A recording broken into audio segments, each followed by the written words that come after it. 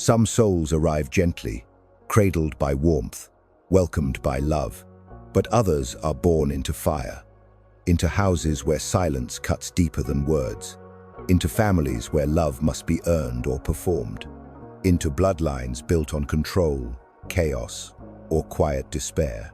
And if that's you, if you've ever sat at the dinner table feeling like a stranger in your own home, if you've ever wondered why me, why this, you are not broken, you are not cursed, you are chosen. Jung didn't believe that souls are placed randomly. He believed that the deep intelligence of your being selects not the safest path, but the most transformative one. And those who carry a different frequency, the black sheep, the cycle breakers, the empaths and intuitive, are often born into families that cannot meet them, not because they aren't worthy of love, but because they're here to transmute the absence of it. This is not punishment. It is initiation, a sacred call wrapped in pain, the soul's journey through friction. Carl Jung taught that the soul doesn't grow through comfort, it grows through friction, and perhaps nowhere is that friction more formative than in the family. According to Jung, we're born into what he called a family complex, an inherited emotional blueprint shaped by our parents' beliefs, traumas, and unresolved wounds. These complexes operate beneath awareness, like psychic scripts we're handed at birth. You will be the caretaker, you will be invisible, you will carry our shame. But sometimes, a different soul enters the lineage, a soul whose presence begins to unravel the script. This is the beginning of individuation, the soul's journey toward wholeness. It starts with tension, disconnection, even exile. But at its core lies what Jung called the sacred wound, the original break that opens a gateway to self-realization. This pain isn't random. Jung believed that your greatest suffering often conceals your soul's true path. And in many cases, that path begins with the wound of being born into a family that cannot truly see you. This is the archetype of the chosen one, not the favored child, but the one called to consciousness. The one who sees what others deny, who feels what others repress, not to suffer endlessly, but to transmute generations of shadow into light. First reason, you came to break the story. Some families pass down heirlooms. Yours passed down silence, shame, and the art of pretending. No one speaks the truth, but everyone feels it. There are unspoken rules etched into every glance, every withheld word. Don't cry, don't question, don't speak unless spoken to, and for the love of the family, never name what hurts. But then you arrived, and something in you couldn't follow the script. You felt the rage behind the quiet. You sensed the grief no one dared to express. You noticed the way love was conditional, based not on who you were, but how well you obeyed. Carl Jung believed that family trauma doesn't just disappear, it repeats. It lives in the shadows of generations until someone is born who sees it. That someone is you. You may have spent years wondering what's wrong with you, why you never felt at home in the very place you were supposed to belong, why the rules felt foreign, why you couldn't laugh when they laughed or believe what they all believed.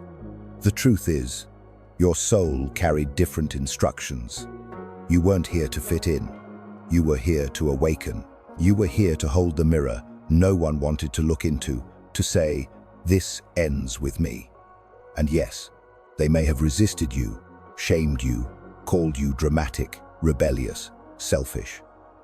But what they called rebellion was actually remembrance, because you remembered something they forgot. That love should not hurt. That silence is not safety. That pretending isn't peace. Breaking the pattern will not make you their favorite. It may make you the outcast, but it will make you whole. Because the wound was never yours to carry, you simply inherited the echo. And now, through your awareness, your choices, your courage to live differently, you become the first breath of fresh air in a lineage suffocating in denial. This is not betrayal. This is sacred work. You are not the broken branch. You are the root of something new. Second reason, The sacred wound as gateway. Not all gifts come wrapped in love. Some arrive as wounds, sharp, invisible, and sacred. You may not remember the first time you felt it, but somewhere along the way, the world taught you that you were too much, too emotional, too intense, too soft, too wild, too real. Or maybe not enough, not worthy of attention, not safe to be seen. And so you split. You learned how to smile when you wanted to scream. You learned how to shrink to fit the room. You became what was needed, a caretaker, a peacekeeper, a shadow of your own soul.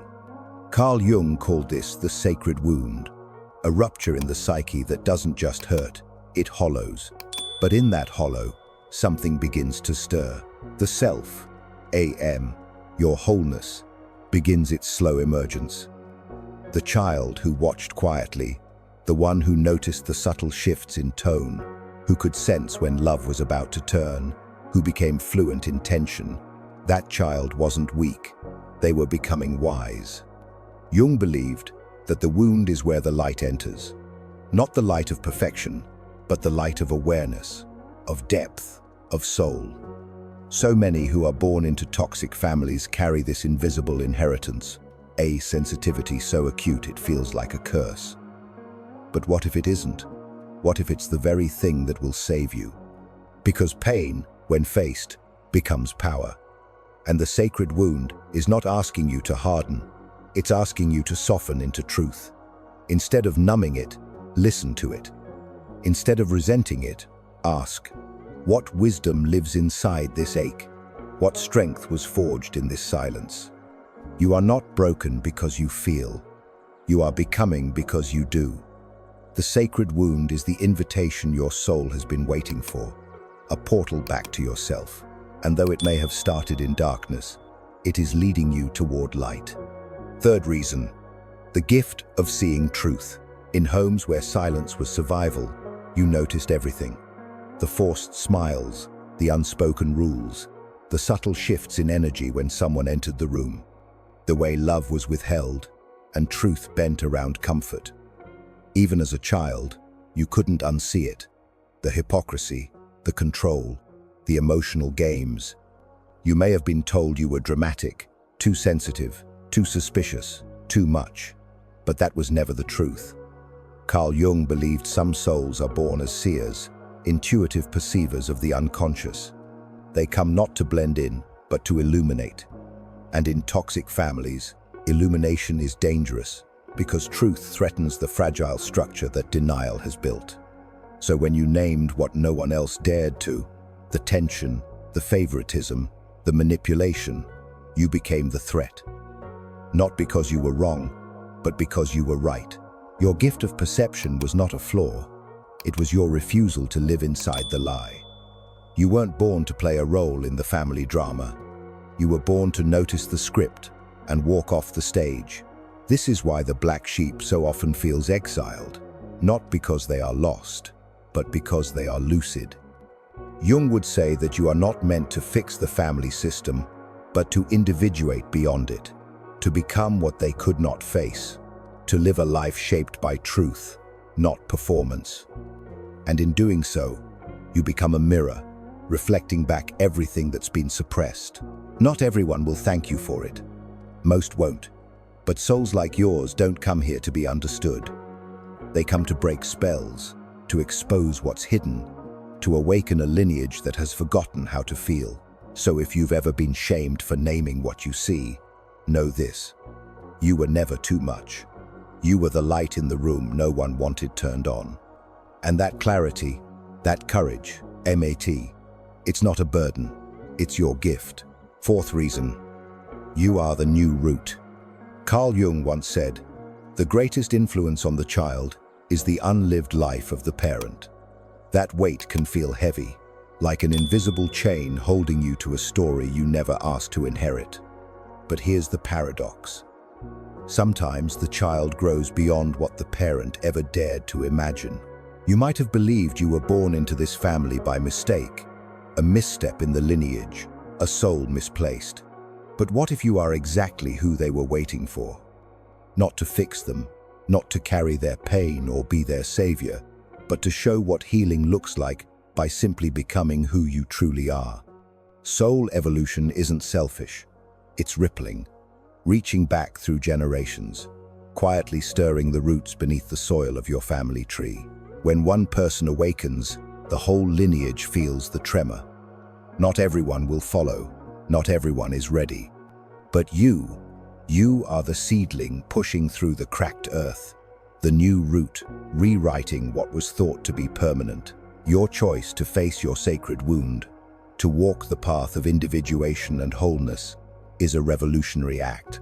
It breaks the cycle not by fighting against the past, but by becoming a living example of transformation.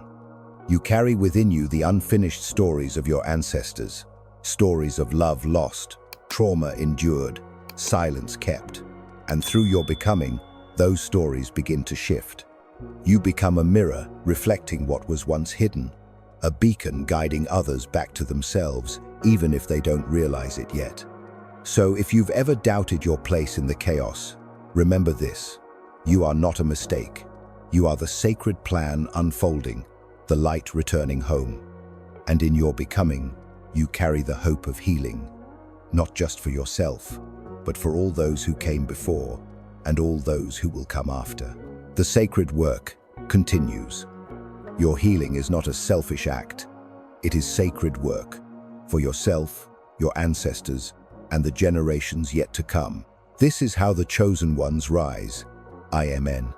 Not with noise or fanfare, but quietly, courageously, from within. If you were born into a toxic family, know this: you were not cursed. You were chosen.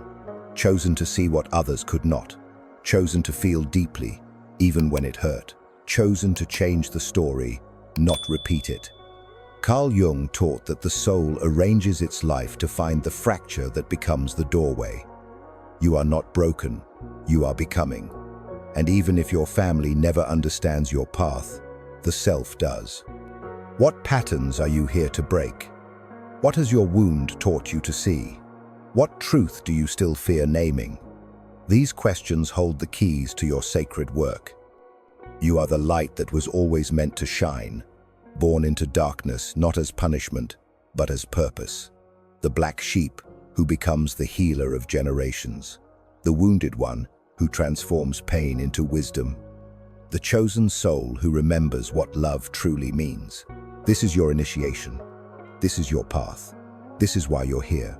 If you found value in this, share it with someone who keeps bumping into the same patterns. And if you want more videos that expand your mind and explore the deeper layers of psychology, consciousness, and self-discovery, subscribe. Because the truth is, your situation is not the end of your story. It's the beginning of the version of you that's been waiting to live.